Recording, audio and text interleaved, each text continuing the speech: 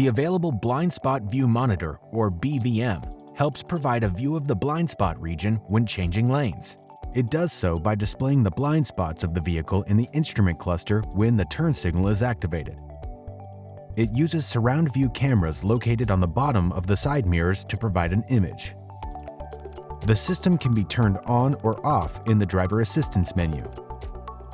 Select Setup, then select Vehicle, then Driver Assistance, then Blind Spot Safety, then Blind Spot View. Check or uncheck the box to turn the system on or off. Once it is turned on, when you signal to turn left, you'll see the left side rear view of the road on your instrument cluster. You'll see the other side when you signal right. The BVM system will not operate if the turn signals are not activated, so it's important to always use your turn signals when changing lanes. It is also not active if the hazard warning flashers are on, and if other warnings pop up, they may take priority over the display in the instrument cluster. The driver should hold the responsibility to control the vehicle. Do not solely depend on the Blind Spot View Monitor system. Genesis Blind Spot View Monitor system is a valuable driver's tool, but it is no substitute for alert driving.